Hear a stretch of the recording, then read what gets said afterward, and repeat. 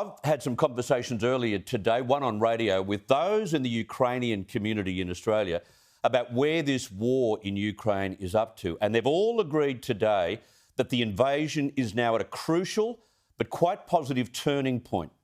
We've had some quite promising signs out of Ukraine late yesterday that local military in Kiev have regained control of the entire Kiev region. Multiple reports confirm that invading Russian forces have retreated from some key towns near the capital, an observation confirmed too by Ukraine's Deputy Defence Minister. As I mentioned, we'll cross live to Kiev very shortly to gauge what those on the ground are actually seeing and hearing and how that's impacted morale. Meanwhile, Ukraine's top negotiator in peace talks with Russia said Moscow had verbally agreed to key Ukrainian proposals, raising hopes that talks to end fighting are moving forward.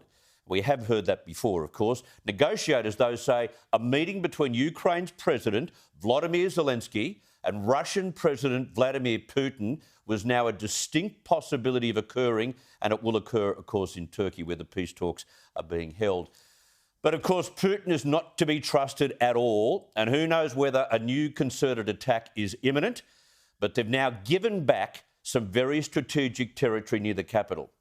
So while all of that is so promising, the world cannot allow this terrorist Putin to negotiate himself out of being punished. And what we've seen today from the town of Bucha should ensure that Putin will eventually be imprisoned for the rest of his life.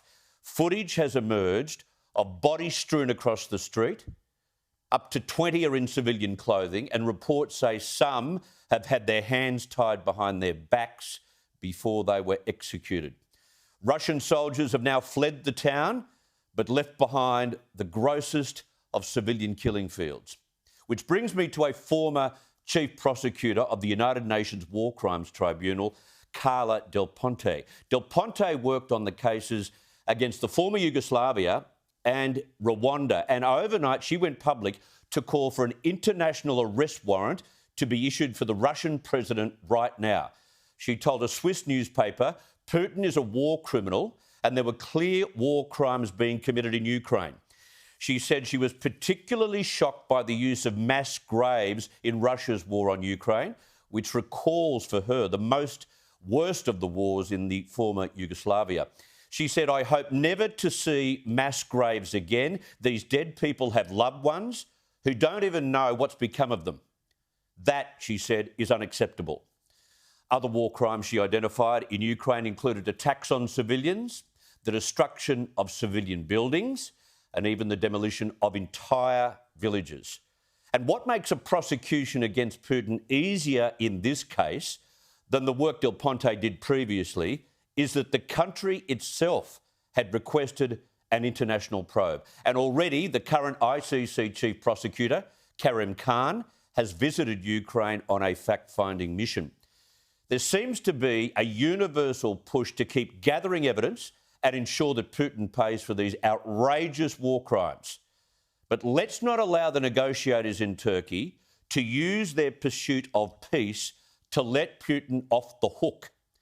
And maybe we should allow him to turn up to the G20 summit in Indonesia after all later this year. We could actually hand-deliver his international arrest warrant in Jakarta. A clear and undiluted precedent needs to be set here for the world's authoritarian regimes to see and learn from. Invading sovereign nations for the purpose of extending power will never, ever be tolerated, and Putin needs to go down for his crimes.